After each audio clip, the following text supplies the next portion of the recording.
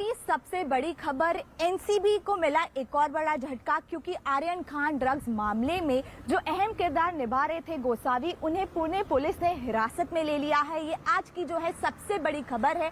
आज सुबह 5:30 बजे के दौरान जो है पुणे पुलिस ने गोसावी को जो है हिरासत में ले लिया है। हम आपको बता दें कि हिरासत में तो पुणे पुलिस ने ले लिया है उनको, लेकिन अरेस्ट करने की जो प्रक्रिया है वो भी चालू है। साथ ही साथ गोसावी जो है उनका अभी आइडेंटिफिकेशन और मेडिकल किया जा रहा है। गोसावी को एक पुणे के आदमी ने जो है उन पे पैसे की धोखाधड़ी का जो है मामला दर्ज किया था, जिसके बाद पुणे पुलिस ने आज सुबह जो है उन्हें हिरासत में लिया है। गोसावी की जो पूरी ये छानबीन है वो पिछले 15 दिनों से जो है पुणे पुलिस कर रही थी। साथ ही साथ हम आपको बता दें, पुणे पुलिस के क्राइम ब्रांच ने अलग से 4 लोगों की एक टीम बनाई थी ताकि वो गोसावी को जल्द से जल्द हिरासत में ले लें। ये पूरी जो प्रक्रिया है उससे 15 दिन लग गए, क्योंकि एनसीबी में जब क्रूज ड्रग मामले में जब आर्यन खान को पकड़ के एनसीबी के दफ्तर ले आया था तो गोसावी ने उस पूरे रेड में अहम भूमिका निभाई थी। वो एक पंच के दौर पर आए थे, लेकिन जैसे ही उनकी जो तस्वीरें हैं वो बाहर आई, उसके बाद उन पर कई सारे जो है वो सवाल उठने लगे। उनकी ये कहा गया कि अगर एनसीबी के वो अफसर नहीं है तो कैसे वो पूरी रेड में इतना बड़ा जो अहम हिस्सा है वो निभा सकते हैं। जिसके कुछ दिन बाद गोसावी जो है गायब हो गए, जिसके बाद से ही उनकी जो है लुकआउट का पूरा जरिया है उनका चालू हो गया। और आज सुबह ही जो है गोसावी को पुणे पुलिस ने जो है अपनी हिरासत में ले लिया और जल्द ही जो है अभी पूरी प्रक्रिया चल रही है और जल्द ही उन्हें अरेस्ट भी कर लिया जाएगा। हम वापस आपको बता दें कि अभी जो है उनका आइडेंटिफिकेशन और मेडिकल चल रहा है। तो अब तक की ये सबसे बड़ी खबर है, क्योंकि नवाब मलिक भी लगातार जो है गोसावी पे जो है इल्जाम लगाते आ रहे थे, जिसके बाद आज सुबह ही 5:30 बजे के दौरान जो है गोसावी को पुणे क्राइम ब्रांच ने हिरासत में ले लिया है। साथ ही साथ पुणे पुलिस जो है क्राइम ब्रांच जो है आज सुबह 11 बजे जो है मीडिया से बातचीत करेगी और पूरी प्रक्रिया बताएगी। आखिरकार उन्होंने किस तरीके से जो पूरी टीम है उसे तैयार किया और गोसावी को जो है अपने चपेटे में लिया। तो अब ये जानना बहुत ज्यादा अहम होगा कि देखिए अब गोसावी तो आ गया है हिरासत में, तो अब उनसे किस तरीके की जो है पूछताछ होगी। अभी तो जैसे कि एक पुणे के आदमी ने उन पर धोखाधड़ी का इल्जाम लगाया था, जिसके चलते उन्हें हिरासत में लिया गया है। साथ ही साथ हमको बता दें, जैसे ही जो है गोसावी पे इल्जामात का जो सिलसिला शुरू हुआ, उसके बाद जो है गोसावी ने एक वीडियो वायरल किया था। उसमें उन्होंने कहा था कि वो खुद जो है वो सरेंडर करना चाहते हैं।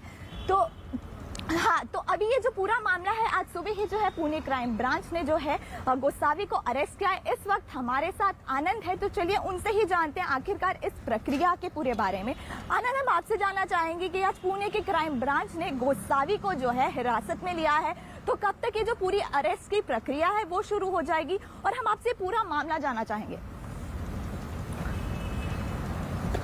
जी देखिए, बिल्कुल 11 बजे जिस तरह से मुंबई की कमिश्नर प्रेस कॉन्फ्रेंस करेंगे और सबसे अहम किरदार जो अब तक मिस्ट्री मैन बना हुआ था गोसावी, जो ना एनसीबी को मिल पा रहा था ना मुंबई पुलिस को, उसने जिस तरह से अब वो सामने आ गया है, तो देखना होगा कि मुंबई पुलिस उसकी कस्टडी लेने के बाद किस तरह की आगे पूछताछ उससे करेगी। और सबसे अहम किरदार किरण गोसावी इसलिए भी है कि कल चूंकि जिस जगह हम खड़े हुए हैं ये सीआरपीएफ का कैंप है और इसे एनसीबी ने अपना अस्थायी कैंप ऑफिस बनाया है। कल ज्ञानेश्वर सिंह जो चीफ विजिलेंस ऑफिसर थे, उनसे न्यूज 18 ने खास बातचीत की। उनका कहना था कि प्रभाकर और किरण गोसावी हमारे लिए बहुत महत्वपूर्ण है और इन्हें जांच में शामिल होना चाहिए, क्योंकि ये दो ऐसे किरदार हैं जो पूरी कहानी बता सकते हैं और सच और झूठ जो है वो इन्हीं के जरिए सामने आ सकता है। क्योंकि सबसे अहम किरदार, क्योंकि देखिए प्रभाकर ने एफिडेविट सोशल मीडिया पे पोस्ट करा, जिसके बाद पूरा ये माहौल गरमाया और एनसीबी के ऊपर गंभीर आरोप लगे। कल समीर वानखेड़े से पूछताछ हुई, उन्होंने 7 पेज का स्टेटमेंट यहाँ पर रिकॉर्ड कराया। उसके बाद न्यूज 18 से उन्होंने बात करते हुए बोला कि उन्हें अभी आगे फिर से स्टेटमेंट के लिए कोई बुलाया नहीं गया है, ना ही उन्हें विजिलेंस ने कोई कॉल की है। कल ज्ञानेश्वर सिंह ने साफ कर दिया था कि किरण गोसावी से स्टेटमेंट लिए जाएंगे, क्योंकि किरण गोसावी के एक तरीके से देखा जाए तो पूरी शिप पर जो क्रूज पार्टी हुई थी उसका पूरा इनपुट जो है वो किरण गोसावी ने दिया था, जिस तरह से जानकारी सामने आई थी। और उसके बाद वहां पर शाहरुख खान के जो बेटे हैं आर्यन खान, उन्हें डिटेन किया गया था। उसके साथ ही अरबाज के पास से ड्रग्स मिली थी, जूते थे। तो यहाँ पर जो कैंप ऑफिस है विजिलेंस टीम का, कल जिस तरह से 2 और लोगों के और समीर वानखेड़े के स्टेटमेंट दर्ज हुए, आज भी कुछ विटनेस के जहां पर स्टेटमेंट दर्ज होंगे और आने वाले वक्त में समीर वानखेड़े को एक बार फिर से कॉल किया जाएगा। ये कल ऑफिशियल तौर पर ज्ञानेश्वर सिंह ने बोला था कि उनसे कुछ और डॉक्यूमेंट लेना है, उन्होंने बोला है कि वो जल्द ही वो डॉक्यूमेंट एनसीबी की जो विजिलेंस टीम है उसे सौंपेंगे। और आने वाले वक्त में जो शाहरुख खान की मैनेजर है पूजा, उनके भी स्टेटमेंट दर्ज किए जाएंगे। वो इसलिए भी हम बता रहे हैं क्योंकि देखिए मुंबई जो दिल्ली से टीम आई है उसमें एक लेडी सुपरिटेंडेंट लेवल की एक लेडी अफसर भी जो है वो शामिल है, और वो इसलिए लाई गई है कि जो शाहरुख खान की मैनेजर है उनके स्टेटमेंट वो खुद रिकॉर्ड करें।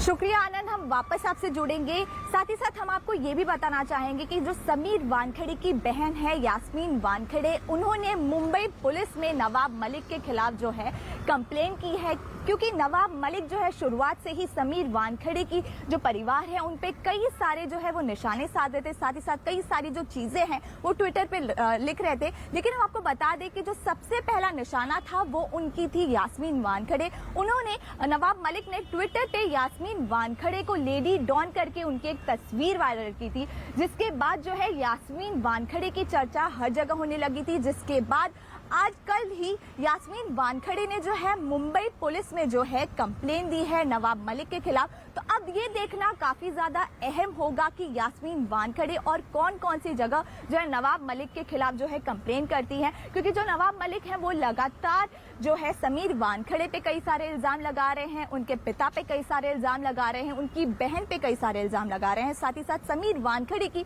पहली शादी पे भी उन्होंने कई सारे इल्जाम लगाए हैं। तो नवाब मलिक का ये जो वार जो सीधा सीधा समीर वानखेड़े पे हुआ है उसका जवाब यास्मीन देते नजर आ रही हैं। उन्होंने मुंबई पुलिस में जाकर नवाब मलिक के खिलाफ जो है अपना कंप्लेन फाइल की है। तो अब ये देखना काफी ज्यादा अहम होगा, क्योंकि कल भी जब न्यूज 18 की बात जो है समीर वानखेड़े के पिता से हुई थी तो उन्होंने भी कहा था कि वो नवाब मलिक ने जितने भी सारे इल्जाम समीर वानखेड़े पे लगाए हैं वो सारे गलत है। साथ ही साथ उन्होंने ये भी कहा था कि अगर नवाब मलिक इसी तरीके से तीखे वार समीर वानखेड़े पे करेंगे, उन पे कई सारे सवालात उठाएंगे, तो हो सकता है कि उनके जो पिता हैं वो भी कोर्ट का जो दरवाजा है वो खटखटा सकते हैं।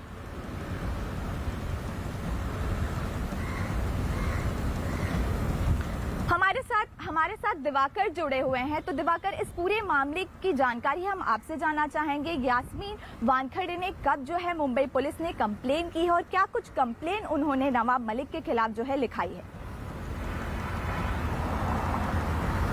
देखिए, ये कंप्लेन 21 अक्टूबर को मुंबई के वर्षीवाड़ा पुलिस स्टेशन में की गई है यास्मीन वानखेड़े के द्वारा, और ये कंप्लेन स्टॉकिंग को लेकर है। जब नवाब मलिक ने यास्मीन वानखेड़े के इंस्टाग्राम से फोटोज उठाकर सोशल मीडिया पर वायरल किए थे और कहा था कि मालदीव में जो वानखेड़े परिवार गया था वहां पर वसूली के लिए गया था, तो इसी को लेकर 21 अक्टूबर को यास्मीन वानखेड़े ने मुंबई के वर्षीवाड़ा पुलिस स्टेशन में, क्योंकि उनका घर उसी पुलिस स्टेशन के अंतर्गत आता है, तो वहां पर कंप्लेन किया है। लेकिन अब तक सिर्फ एक कंप्लेन है, इस पूरे मामले में एफआईआर दर्ज नहीं हुई, जैसा कि दावा कल क्रांति रेडकर कर रही थी कि 3 दिन पहले इस पूरे मामले में एफआईआर हो चुके, लेकिन अब तक जो मुंबई पुलिस के आला अधिकारियों का कहना है कि इस पूरे मामले में कोई एफआईआर अब तक दर्ज नहीं की गई है। हाँ, उनके पास शिकायत जरूर आई है जिसको लेकर वो जांच कर रहे हैं। जो जोनल डीसीपी हैं, एडिशनल सीपी हैं, ये जो है जांच कर रहे हैं पूरे मामले की। अगर जांच के दौरान कोई फैक्ट मिलता है, कोई इस तरह की चीज़ें मिलती हैं, तो फिर नवाब मलिक से पूछताछ भी की जा सकती है। लेकिन फिलहाल अभी ये पूरा मामला प्राथमिक स्टेज पर है। मुंबई पुलिस जो है इस पूरे मामले की जांच कर रही है।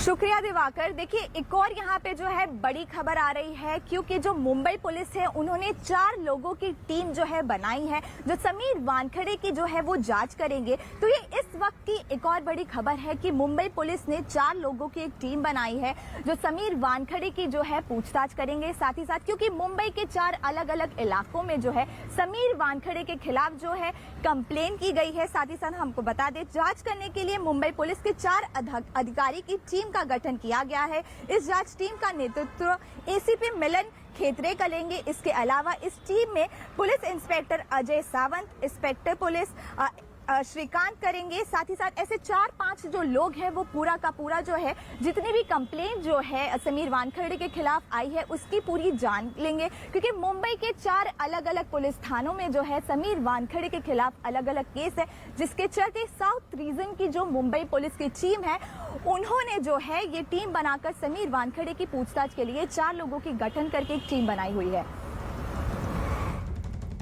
एनसीबी के chief vigilance officer Dnyaneshwar Singh साहब हमारे साथ हैं, जो मुंबई में पहुंच चुके हैं अपनी 5 लोगों की टीम के साथ। सर, आज की विजिलेंस जांच किस तरह की रही, किन किन लोगों से पूछताछ हुई?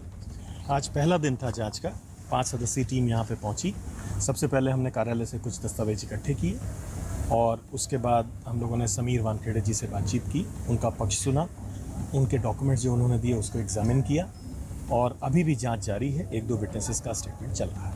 सर, आपने कहा कि जो प्रभाकर और जो गोसावी है वो सामने नहीं आ रहे हैं, आप लोग लगातार अप्रोच कर रहे हैं कि वो पूछताछ में शामिल हों। पता चल पा रहा है कहाँ है वो दोनों? हमें उनके जो दिए गए पते और फ़ोन नंबर पे थे उन पे हमने उनसे संपर्क करने की कोशिश की। वकील के माध्यम से भी हम लोगों ने उनको संपर्क करने की कोशिश की है। हमने उनसे अपील की है कि यहाँ पर आएँ, एक इंडिपेंडेंट जगह है, अपना निष्पक्ष होके निडर होके बयान दें और साक्ष्य दें ताकि हम जांच आगे बढ़ा सकें। सबसे मेन किरदार समीर वानखेड़े जी हैं, जो अभी भी जेडी हैं और पूरे इन्वेस्टिगेशन को देख रहे हैं, बारीकी से शुरू से देख रहे थे। उनके ऊपर गंभीर आरोप लगे हैं।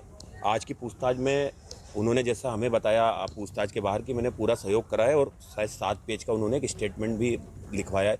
आगे ज़रूरत पड़ने पे उनसे फिर से स्टेटमेंट रिकॉर्ड होंगे उनके सर? जैसी ज़रूरत पड़ेगी हम लोग वैसे उनको दोबारा शामिल करेंगे और कुछ वैसे भी डॉक्यूमेंट उन्होंने बाद में देने को सबमिट करने को कहा है। तो मुझे उम्मीद है कि जांच जैसे आगे बढ़ेगी हमें शायद फिर उनको शामिल करना पड़े। सर, एक सवाल जो न केवल मीडिया बल्कि तमाम लोग पूछ रहे हैं, जो आप पे आरोप लगा रहे हैं कि जिनके खिलाफ जांच हो रही है वो अभी अपने पद पर बने हुए हैं, उसको लेके एनसीबी का क्या स्टैंड है सर? देखिए, जांच एजेंसियों में रहते हुए आरोपों प्रत्यारोपों से आप नहीं बच सकते जी, लेकिन जहां तक किसी के पद में बने रहने का सवाल है, इस पे मेरा टिप्पणी करना उचित नहीं है। इस जांच की रिपोर्ट मैं अपने महानिदेशक को सौंपूंगा।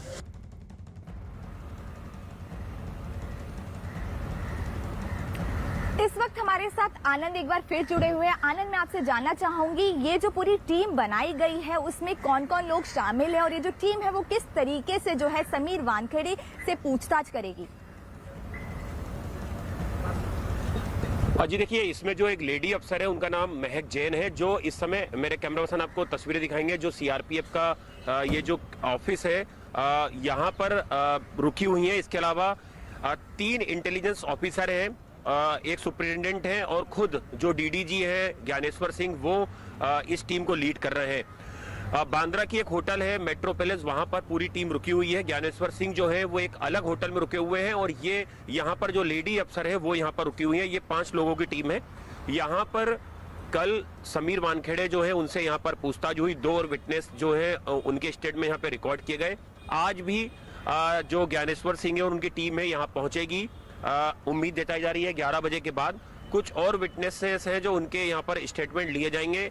आज सबसे बड़ा सवाल ये रहेगा जो हम भी ज्ञानेश्वर सिंह से पूछेंगे। हम लगातार बात करने की कोशिश कर रहे हैं कि किरण गोस्वामी से अब किस तरह के आगे पूछताछ एनसीबी की विजिलेंस टीम करेगी, क्योंकि फिलहाल वो अब मुंबई पुलिस की कस्टडी में आने वाला है। तो किस तरह से उसकी कस्टडी ली जाएगी या उसे पूछताछ के लिए किस तरह से संपर्क किया जाएगा मुंबई पुलिस से एनसीबी का, ये गौर करने वाली बात होगी। क्योंकि देखिए, प्रभाकर जो एक मेन विटनेस था और जिसके जरिए ये पूरा मामला विवादों में आया, जिसने जो एफिडेविट अपना सोशल मीडिया पे पोस्ट करा, वो अब तक सामने नहीं आ पा रहा है। लगातार कल ज्ञानेश्वर सिंह ने बोला कि उसके जो एड्रेस है, मोबाइल नंबर है, उनके जरिए संपर्क करने की कोशिश की गई, उनके वकीलों के जरिए संपर्क करने की कोशिश की गई, लेकिन प्रभाकर जो है वो अब तक जांच में सहयोग नहीं कर रहा है, ना शामिल हुआ है।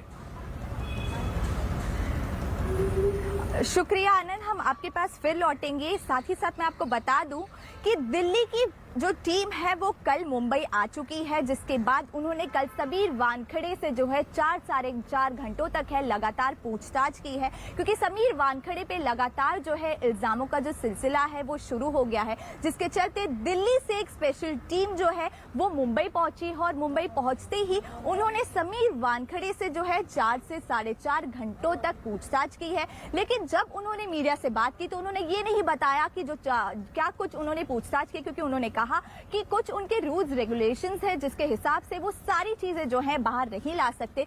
लेकिन समीर वानखेड़े की जो पूछताछ है कल तकरीबन 4 से 4.5 घंटों तक चली है। साथ ही साथ इस टीम ने कल 12 बजे प्रभाकर को भी बुलाया था, लेकिन प्रभाकर तो जो है वो पहुंचे नहीं या क्या कुछ हुआ। लेकिन कल समीर वानखेड़े की जो पूछताछ है वो 4 से 4.5 घंटों तक लगातार चली है। साथ ही साथ अब ये जो टीम है इस पूरी जो कार्रवाई है मनी लॉन्ड्रिंग को लेकर उस पर क्या कुछ करती है ये देखना काफी ज्यादा अहम होगा, क्योंकि समीर वानखेड़े जो है वो लगातार जो है मुसीबतों के घेरे में घिरे हुए हैं। साथ ही साथ गोसावी को भी आज पुणे पुलिस की क्राइम ब्रांच टीम ने हिरासत में लिया है और जल्द ही जो है उनकी हिरासत की जो प्रक्रिया है वो शुरू हो जाएगी। फिलहाल जो है उनका जो है मेडिकल और आइडेंटिफिकेशन चल रहा है, तो जल्द ही जो है वो अरेस्ट भी हो सकते हैं। साथ ही साथ जो पुणे पुलिस है वो उन्हें मुंबई पुलिस को भी सौंप सकती है। तो ये देखना काफी ज्यादा अहम होगा कि जो समीर वानखेड़े से आज भी जो पूछताछ है वो होती है या वो नहीं होती है।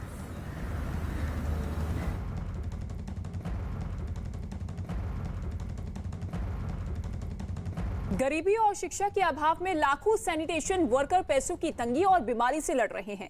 औरंगाबाद के रहने वाले संतोष खैत्रे भी परिवार चलाने के लिए अपने पिता के साथ सड़क और नालों की सफाई करने पर मजबूर हैं। साफ सफाई के दौरान अपनी खुद की सुरक्षा की बात उन्हें तो समझ आई जब उन्हें वर्ल्ड टॉयलेट कॉलेज के बारे में पता चला। वर्ल्ड टॉयलेट कॉलेज में उन्हें मशीन ऑपरेट करने के साथ ही साफ सफाई के वक्त अपनी सुरक्षा और काम करने के तौर तरीकों के बारे में बताया गया। आइए जानते हैं कि कैसे बदली संतोष और उनके जैसे बहुत से सैनिटेशन वर्कर की जिंदगी।